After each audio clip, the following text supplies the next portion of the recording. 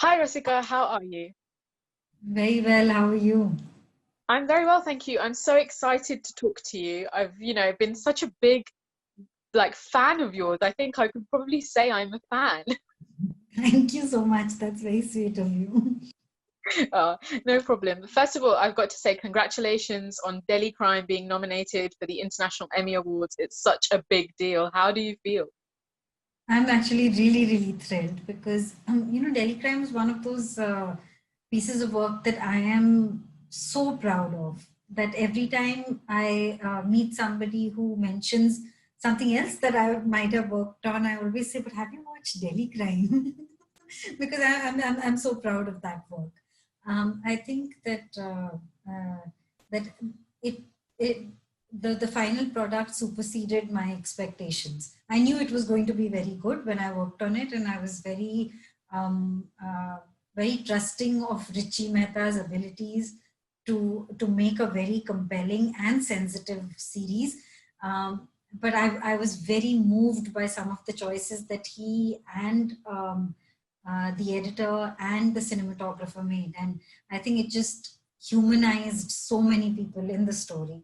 And I thought that was a very big feat. And I was very moved by that personally when I watched the show. So I'm very glad that it's getting the recognition that I felt it deserved. Absolutely, I totally agree with you. And your performance as Neeti Singh, considering obviously in web series there are so many actors, great actors that come together in one series in kind of this episode format. But your character of Neeti Singh was very kind of a little bit shy. She was new, obviously, to the force. How did you approach the character? So I had very little time to prepare, but I knew that the script was done very well, so my job was half done. But I think through Niti, I really got an opportunity to revisit some of the idealism that I used to have as a student in Delhi University, actually, where you have a vision of the world where you want to do good, and you believe that your sincere efforts towards doing good will make a difference and will bring about change. And I think Niti thinks that. And she's also at an age or at a stage of her career where she's completely in awe of Vartika and the cop that she is. And so there's awe, there's idealism, and all of that. And so I think I really got a chance to tap into and revisit the person I used to be when I was in college. So she really reminded me of my college self. And it was really so much fun not feeling jaded. It was so refreshing to finally get a break from all the whether you call it jadedness or maturity or however you want to see it on a particular day. It was just so refreshing to take a break from that.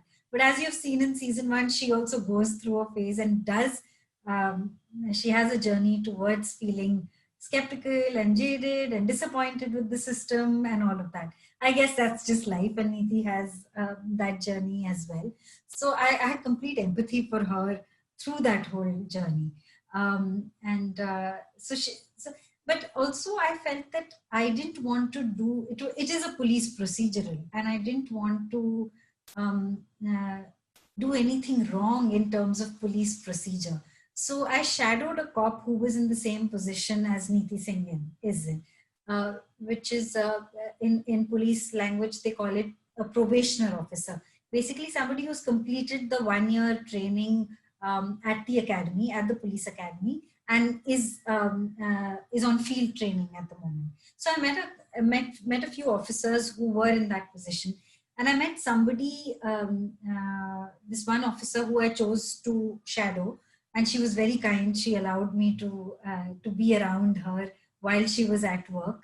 And I really found that she was the perfect fit. She was the perfect person to follow, because there were so many things that she was feeling or saying and doing, which I thought was interesting thoughts to layer the character with. So I really enjoyed spending that time with her, and also hanging out with other cops, because somehow you think that they must be made of other stuff, but you soon realize that they're just like you. So that was an interesting experience to also listen to their stories from the academy, the reason why they chose to be police officers in the first place, in a country where civil society is constantly dissing the police force, or constantly critical of the police force. And uh, also, I think this was my way of assuaging my guilt around the idea that we had forgotten the Nirbhaya case so quickly. I mean, I know there was a lot of agitation and it stayed in the public memory for a while, and there were laws which changed because of it. But I just felt that I was complicit in the fact that I belonged to a society which allowed a crime like this to happen. So in one sense, it was. People often ask me, they said, was it hard to revisit those emotions? I said, no, it was almost like I was assuaging my guilt because I felt like I had moved on too quickly from that time. And so it really helped me sort of revisit that, the emotions around the Nirbhaya rape case and what I felt about that. Yeah. I think that's quite interesting that you said that, because as a viewer, when you watch it, you kind of feel the same as you just said. Even though you've acted in it and you've kind of said you've revisited the feelings, I feel like as a viewer, I did the same thing. And in a way, I was a little bit kind of scared to watch it as well, because I just thought, oh my God, I have to think about this again, and I have to think about the way it went. And so that's quite interesting that you say that, having been an actor in the series. When I was watching it, it was a very, it's one. So as an actor, I always say that I'm unable to watch my own work for what it is, because the first time I watch it, I only watch myself. The second time I watch it, I'm nitpicking on everything that I've done wrong. The third time I watch it, I'm trying to think of the ways that I could have avoided it or corrected it and all of that. The fourth or the fifth time is probably when I watch the story for what it is. With Delhi Crime, the power of the story was so much that it kept all of this away. That eventually did happen on a second or third viewing, but the first viewing of the show was so compelling that it made me feel sick. Like I felt like there was something churning in my stomach, which I mean, I didn't want to deal with, and I remember telling my husband, I'm feeling really sick watching this, and but I think I just felt that it was important to feel sick, to remind myself that this is a society which allows something like this to happen, so that then we call out everything happening around us often enough, maybe. Yeah, absolutely. I totally understand what you're saying. The feeling of feeling sick, I understand that as well. But yeah, no, definitely congratulations that after all of that process and everyone loving it so much, despite obviously it being based on real events, it's getting, like you said, the recognition it definitely deserves. I'm just going to move on slightly because I have to talk to you about A Suitable Boy, which finished on BBC One in the UK at the end of August. And congratulations. I mean, I was absolutely in awe seeing you and the rest of the cast being on a BBC One mainstream channel. It was amazing to do. But I've got to ask you, how did you feel? Because I think that obviously the reviews that you've got have only been from the UK at the moment. I haven't watched the series myself, so it's a very strange experience because I'm reading reviews of a show that I have a memory of while shooting, but I haven't seen it, so I don't know what I feel about the politics of it. So it's been a little bit of a strange experience listening to everything that everybody's had to say, but not having an opinion myself on the matter at all. Because while you're working on a show as an actor, the politics is something which you have to be, the overall politics of the show is something that you have to sort of be unaware of in one sense, because you're living a particular part. So you can't be judging the show or your character or other characters based on morality or politics. I mean, your interaction with them and with the situations that is thrown at you as that person in a series is deeply emotional, and it's not intellectual at all, or it's not, at least I feel that is my job as an actor, that it's important to stay away from either over articulating or over intellectualizing, or just intellectualizing a moment, because I feel it sort of then makes the experience of that moment very unidimensional for yourself. And I think that's very harmful to an actor, because the beauty of every moment lived on screen is the complexity of it, is the confusion of it. So yeah, so what I feel about the show politically, I would judge a show only after I watch it, and I haven't had the experience of doing that with A Suitable Boy. I've been reading some of the reviews, and I think it's triggered some important conversations. And like I said, I don't know what I feel about them, but they're definitely interesting. And if a show or a story can trigger conversations, then that's the best thing for it to do. Yes, absolutely. I didn't actually realize that you hadn't watched it. But then I have to ask you, did you read the novel before you started shooting? Yes, I did. And but not during the shoot, except if Mira wanted me to, while we were shooting, go back to certain passages, because sometimes she felt that to sort of have a good background to a particular moment or a scene, it would be better to read that bit of the novel. So there are bits that she asked me to read during shoot, but otherwise I'd read the novel once long time back, and then again when I had signed on to the show. Of course, there's so many things that are in the novel that can never be in a 6-part series, because it's a 1500 page novel, I think. And it's very hard to accommodate all of that in a series. And I think it's a phenomenal job done on the part of Andrew Davies and Mira. I think the toughest thing to do in any creative process is edit. And this must have been such an editing nightmare for them, because the book is so beautiful and so full of nuances and details that it must have been heartbreaking to leave something and keep something. So yeah, when they told me they're doing this, I'm like, oh my God, how are they going to do this? I think, yeah, I kind of agree with you. I think in my personal view, I feel like it could have been a lot longer, because I would have liked to explore the story and some of the characters a bit more. But as you say, because you have that slot that you have to kind of tell the story in, it does become a little bit of a dilemma, I think. But I have to... for the series format. Otherwise, I feel that translating literature into films is such a hard job, because you have only 1.5 hours to tell a story which has been written over years and written with so much detail. And that's almost impossible. I think it would have been impossible to make a film, for example, of Suitable Boy. Thank God for the long form format of a series where at least this can happen. Absolutely, absolutely. Your character, I just wanted to talk to you about, Savita. I felt as if she was very kind of ticked the box almost in the series. I know you haven't watched the series, so you probably can't say too much, but in the way that you portrayed the character and the way the character probably is written, she portrayed the kind of tick box, fell into the traditional kind of outlook and kind of just slotted very nicely in, where Lata maybe didn't. So how did you find that? Like, kind of even just working on that kind of character? I actually find women like that very interesting, because I feel that very often people think that their story is not worth telling.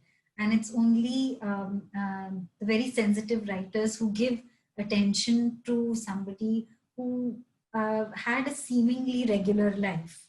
And because I feel every life is unique and every woman's story is unique, and that's worth telling.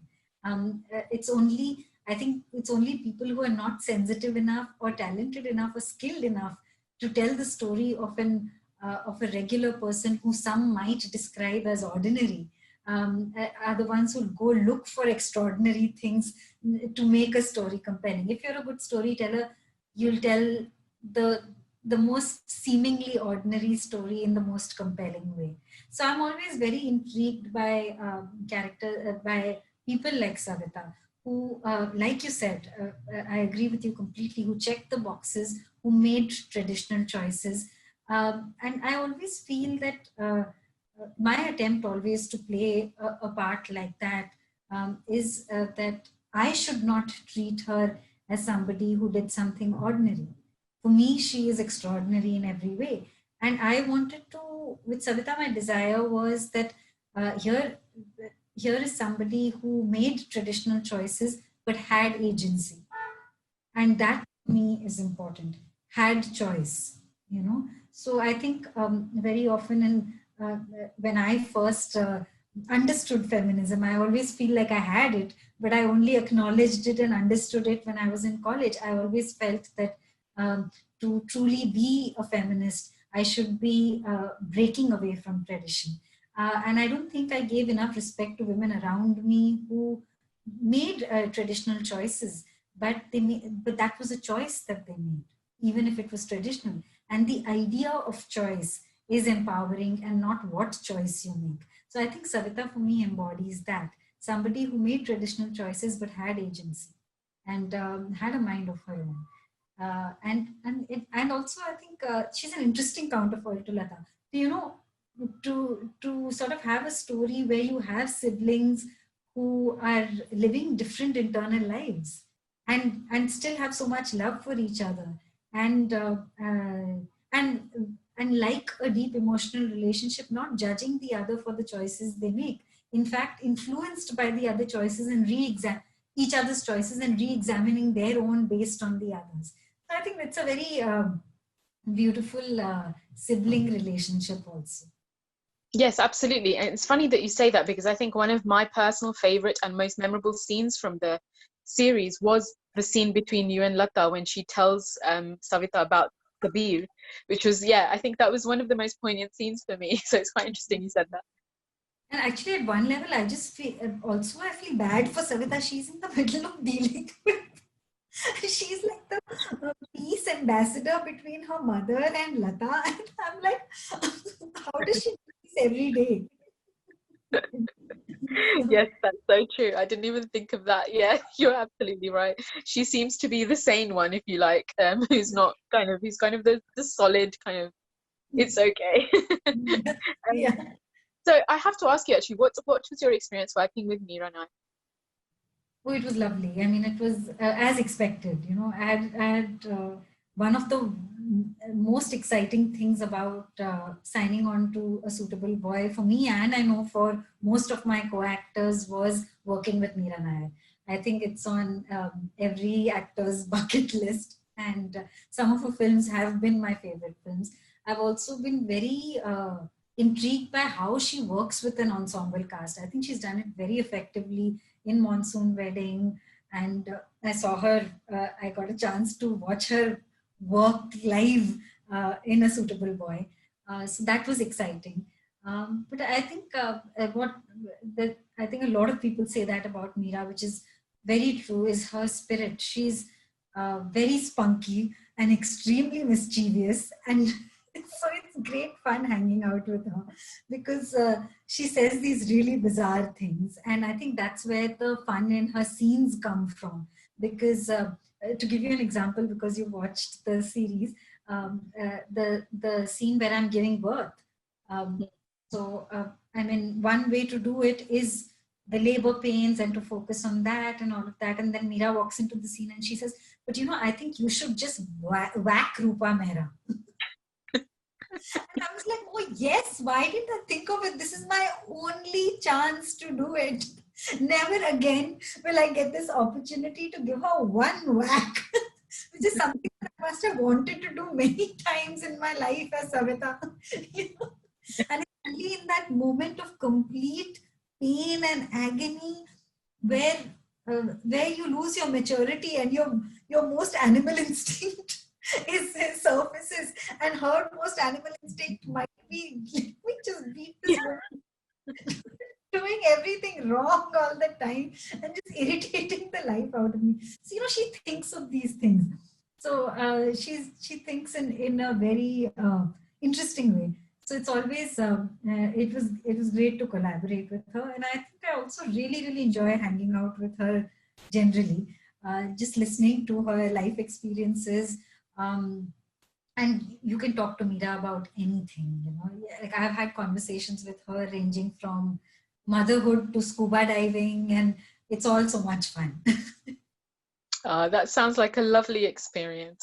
I have to ask you actually as well, just on that note, that like I said, there's such a stellar cast in A Suitable Boy, and I feel like it's a complete treat for the viewers to see all of you come together in this way. What was it like shooting with so many different actors? I mean, you said it absolutely correctly. It was completely a treat, and I think there are some units, where you work on set and you do your scene work and you do your scenes and you experience something hopefully in those scenes, and you come back and you just want to go to your hotel room and shut everything off and go back the next day to work because you're so tired and everything. But here was a gang of people who I really wanted to hang out with even after shooting hours. So it was like living in a hostel, because we were all staying in the same hotel for about 3 months, and somebody would go home and come back, and then a few people would hang out together, and that person who used to hang out with would come back, and it was a party. It was great fun.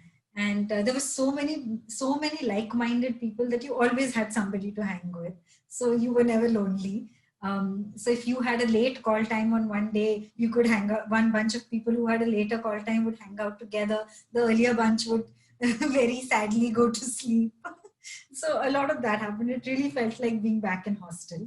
And also I think there were actors from everywhere, and with different degrees of experience and different kinds of experience. There's Mahira from New York. She's done so much work in theater. Shahana, who I've worked with before. Vivek Gomber, who I've worked with before. Vivan Shah, who is just such a delight to work with. There's Shubham Saraf from London. And Tanya, who's so new. Namit, who's been a friend of mine for a few years. So such a lot of, such an interesting mix of actors and such like-minded people, and so many different experiences and such commitment to the work.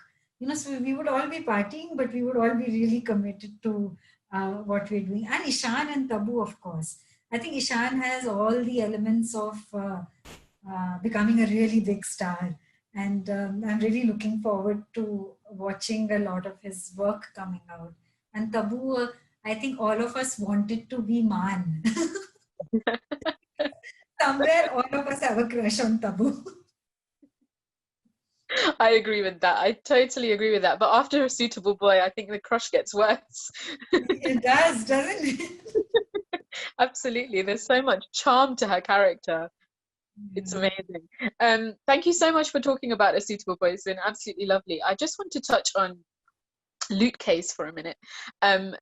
Only because you've been seen in such critically acclaimed characters and in so many kind of drama, kind of maybe a little bit of a thriller, suspense roles.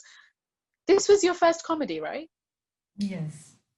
How did you feel? How was that? Did you feel a little bit kind of pressured that, oh my God, how am I going to do this? This is completely fresh, or were you completely open to it?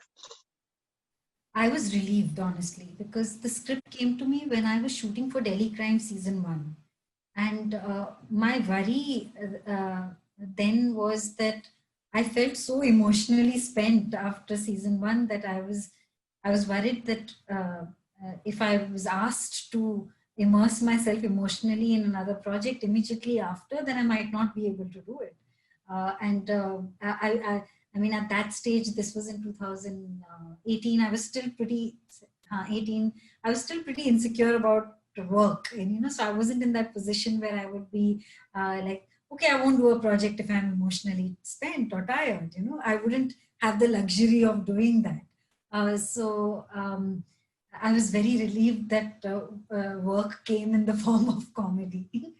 So, but of course, like with every project, you do have insecurities. So the first few days, I was like, oh, can I be funny? Will I be able to pull this off? And those things that happen to actors all the time. I realized that I didn't have to be funny because you know that when you've spent so many years as an actor, that you don't have to be funny in a comedy film. There are other elements which make the situation funny. You don't have to play funny for it to be something that people laugh about. So yeah, but I'm very used to what was different in Loot Case was I'm very used to prepping for a scene before I go for it, because like you said, most of my work has been uh, in the drama space and often requiring a lot from me emotionally. So it's important to keep that focus, to sort of, in one sense, revisit all that you had done to prepare for the part, or things that moved you while you were preparing for the part, like sort of breeze over it, and go to set with a kind of focus. But in Loot Case, I just had to learn my lines and turn up. Chalo, today we'll have some fun. So that was relaxing. But yeah, Rajesh Krishnan, the director, was very particular about comic timing. So he wanted a timing to everything, which I wasn't used to delivering. But I learned on the job. So it was fun. It was mostly a relaxing experience. Yeah. Perfect, perfect. I know I don't have too much time left, so I'm just going to ask you a couple more, if that's okay. I have to ask you about all the digital shows you have coming up, most of which are second seasons of a very successful first seasons of so many, including Out of Love. Made in Heaven is coming back. I'm not sure if you're going to make a little appearance in that, maybe. Mirzapur 2, Delhi Crime. How busy have you been? It sounds as if you haven't had any time in your calendar. I didn't in the last 1.5 years, but considering I'd spent so many years waiting for exactly this to happen in my career, I didn't feel like I could complain. But I have to say that it was exhausting. Many days were extremely exhausting, but happily so. I mean, and there were some days where I just didn't know what was happening, because it was from one project to another, to another, to another. And I really felt always that, I was nervous about not being able to give enough to the next one. That was always my worry. I don't know if I did or I didn't, but hopefully I did. And so it was a different experience. The last 1.5, 2 years have been a very different experience. Also, doing season twos is a very strange experience, actually, because mostly my way of working generally is I don't like to articulate a lot of thoughts around a character, what I feel about them or somebody else feels about them. Like I said, I feel that makes a moment very unidimensional, and that's not how life is, and that's not how people are. There are many different things at a particular moment, and by articulating it, you're sort of setting it in stone, and removing the possibility of complexity. So I shy away from doing that. And the irony is that season 2 is after you've listened to everything everybody has had to say about your character, about the show, and then you're expected to be that person again. And I was like, how am I supposed to do this? Because I've done a million interviews where I've spoken about the character. So I've formed my own thoughts around them after watching them, as opposed to just being them. And I was like, this is not possible to do. So I was very nervous about that whole experience. But I just said, hey, this is what it is. This is reality. Accept it and work with it. Like you often have to do on a film set, because film sets really teach you how to be in the moment.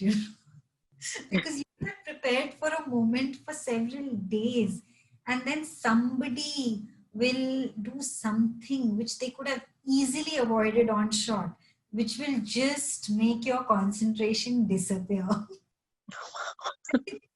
I think very early on in my acting career, I learned that whatever happens on set is something that you have to use to your advantage in the performance. And you can't expect their people around you to make it possible for you to do your work. People around you are so concerned about their own work, as they should be. But sometimes, filmmaking is a highly collaborative exercise. So sometimes when you're when the light is going and a moment has to work, then everybody in desperation only wants their bit to work. And at that time, you can feel everybody's stress and you have to still deliver. Oh, it's crazy. But I learned early on that I have to use this energy rather than try and fight it. So I decided in season 2 that I will use whatever I know about this character rather than try and fight it. Because there's no way that I can erase it from my memory. It'll remain and it'll come up. So it's better for me to invite it and pat it and let it be around me rather than say go away and focus all my energies on doing that. But it didn't turn out badly. Actually, I enjoyed the experience because it was almost like meeting an old friend, and how they are hardwired basically, and you have a memory of them, which might be true or might not be true, but you have a certain memory of them, and then they either surprise you or they prove you right. But at some basic level, you feel you understand them, and so you approach that relationship with that kind of familiarity, with that kind of comfort, and you might find out that that familiarity was incorrect. You might find out that that comfort was not real, or you might find out that in fact they haven't changed at all. So it was a very interesting experience, I have to say. Oh, we're looking forward to all those season 2s. And another thing that you're going to be seen in is, I understand, Lord Curzon Ki Haveli. That's right. And I understand that you were supposed to be in the UK earlier this year to shoot for that. Yes, right. We were supposed to leave in March, and then things got bad, so we had to cancel the plan. Yeah. But hopefully, we are going to probably be able to do it only in February now. Okay, and it hasn't changed. Like, the makers haven't changed from the UK to another location yet. Not yet. Okay. Yeah, because it seems improbable even for February, doesn't it? Yeah, that's why I'm asking, because we don't know where this is going to go or how many months it's going to go on for. But hopefully, fingers crossed, you will be able to come to the UK to shoot for that, and you'll get better weather then as well, hopefully. Would it be really cold? I think February starts getting a little bit warmer, so it won't be too cold. Yeah, fingers crossed.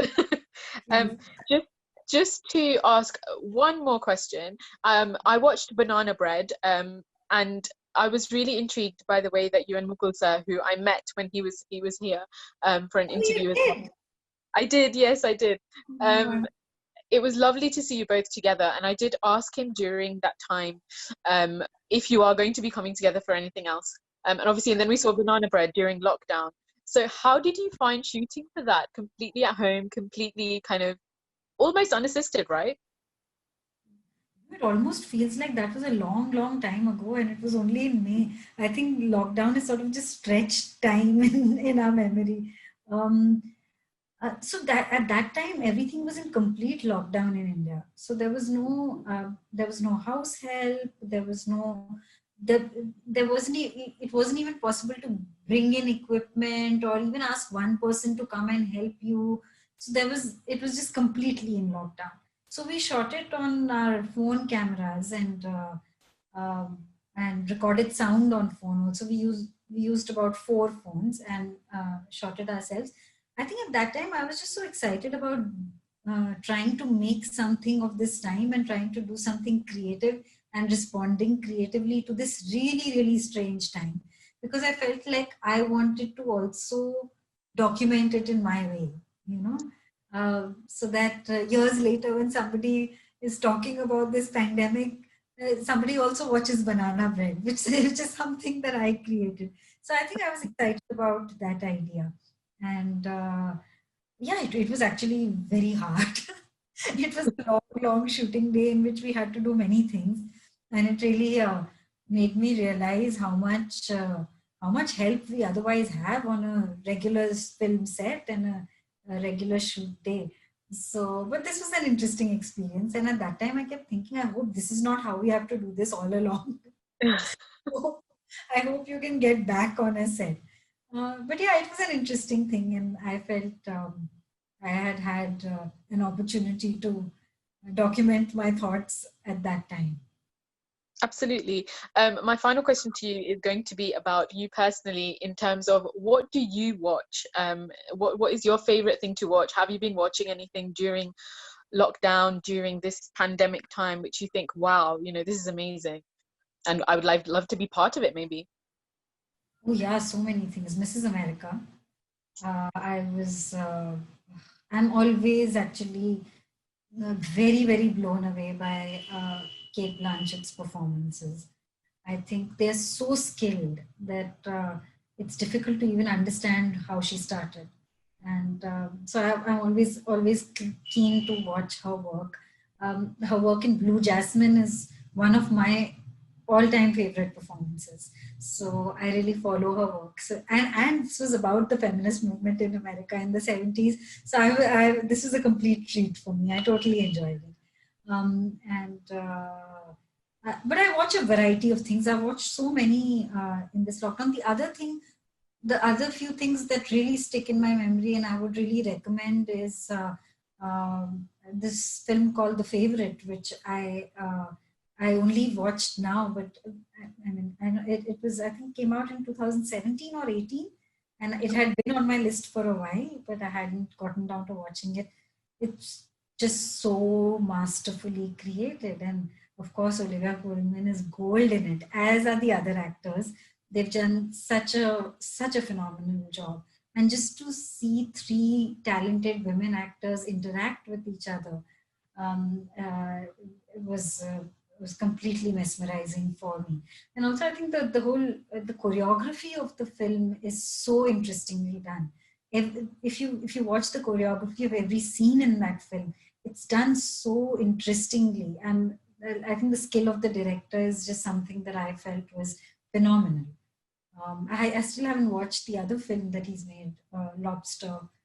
I want to watch all his work now, but I haven't watched anything but The Favorite. And also an animation film called I Lost My Body, which is just stunningly beautiful and so nicely scripted and so interestingly visualized. I think these are the three things that probably stick in my memory most. That's perfect. Thank you so much for sharing that. I'm going to end that there. Thank you so much. It's been wonderful talking to you.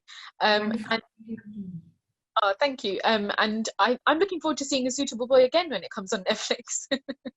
Yeah, I'm looking forward to watching it finally. I've just seen snippets at the dub. We also dubbed it in Hindi, so I got to watch a little more than I did in English, but unfortunately only my bits. I haven't had a chance to see what others have done. I think it will be interesting. I think that's a good idea to now watch it in Hindi now that I've watched it in English. No, but I think you should still watch it in the language that it's originally shot in. Dubbing is never, in my opinion, never as effective. Thank you so much. And I hope you enjoy watching it as well, as much as everyone else does. And I'm sure it's something that I know a lot of people are excited about. So we very much look forward to that and all the other things you have coming up, which are also equally exciting. Thank you so much. Thank you.